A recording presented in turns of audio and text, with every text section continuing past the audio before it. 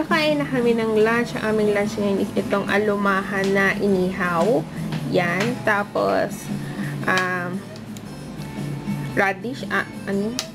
Daikon oroshi. Daikon. Yun. Yukari haita. Ayun. Radish siya na ginadgad. Tapos may yukari. Ito ay... Ito na. Mentay...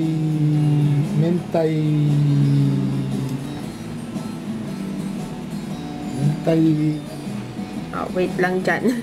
Ito yung corn soup. Corn soup? Mentay takana. Mentay takana daw. Yan. Yan. Kain tayo. Good afternoon. Kakatapos ko lang maligo. And may bago ako pinapanood ngayon. Innocent man naman siya. Banado pa rin si Big Boss. Kaya ayan. Kain na tayo ng lunch. Nagluto si Otosan nitong Amakara Butahi Rezangi. Yan. Yan. Pork siya. Yan. Tapos may ganyan-ganyan. Niluto-luto niya. Ganyan. Yan. Kain tayo. Okay, merienda. Kinakodango. Gawa ni Otosan. Yan. Yan. Kain tayo. Good morning. Ayan. Daan muna kami. Ito yung first destination namin. Daan kami dito sa apartment nila Tita Rosa. Yung yung kasama namin doon sa Camp Benjamin, sila yung may-ari nitong apartment na yan. May dadalawin lang or may ibibigay lang sa Otosa doon sa isang Japanese friend niya na nagrarenta dito ng unit. So, ayan. Bakit po? Okay na po. Ayan, tapos, ngayon lang ulit ako nakapag-makeup kasi tinry ko yung eyebrow pencil pero nahirapan ako as in kasi parang hindi ako nasanay na mag-pencil talaga for eyebrows. Ayan na ang ulan, Diyos ko po. Kaya, pit-pit kayo, pit-pit. Ayan. Ayun yung ayun, pumasok na sila. Ayan, tapos, ang tawag dito? Tagal ko na rin hindi. Mali naman. Oh. Yun, ang tagal ko nang hindi nag-eyeliner. Nahirapan ako mag-liquid eyeliner kanina. Kaya medyo parang ang kapal. Feeling ko parang ang kapal ng pagkakalagay ko ng eyeliner.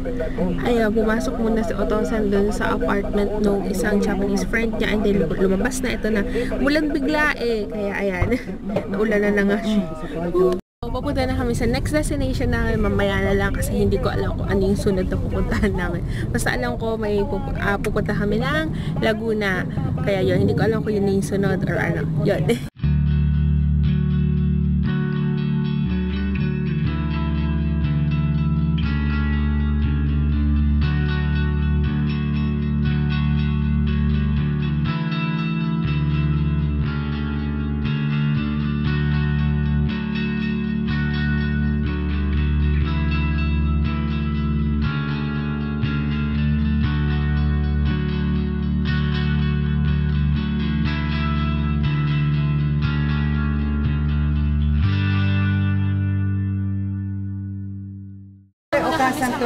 Walter Mar, kakain lang kami ng lunch dito sa KFC. Ito yung aking order, yung chicken, rice, mushroom soup, and coleslaw.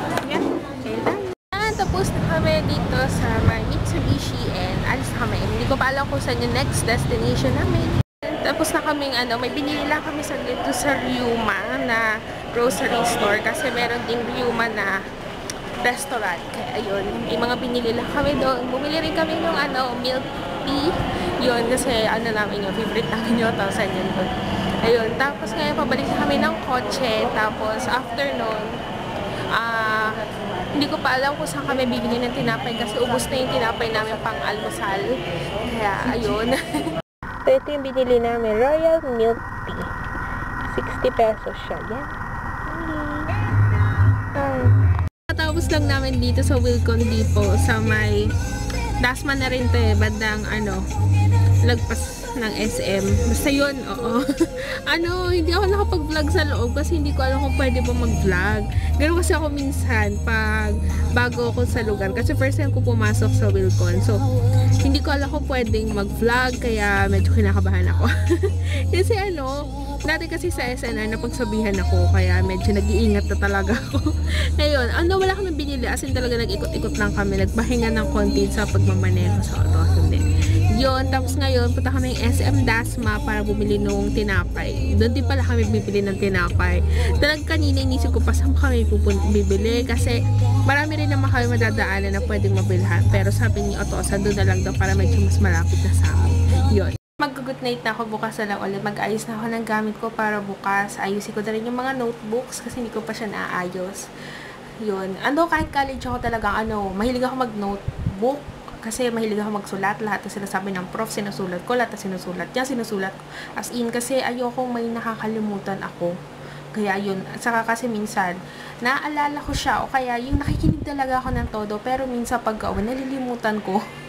Kaya ayun, kaya lahat talaga sinusulat ko, kaya kailangan lagi ako may notebook. Kaya ayun, ayusin ko na siya. And patayin ko na yung laptop kasi may mga inayos lang ang mga kailangang papeles. Yun, ano ba? Ayun lang. Tinag ko nga ulit yung portal kasi baka nandun na yung mga iba kong prof, yung mga pangalan nila pero wala pa din, pa-surprise. Kaya, yun, bukas start na, first day na klase ko bukas. Kaya, excited na tinatamad, na kinakabahan, ganon. So, ayun lang, good night, bukas lang ulit, bye!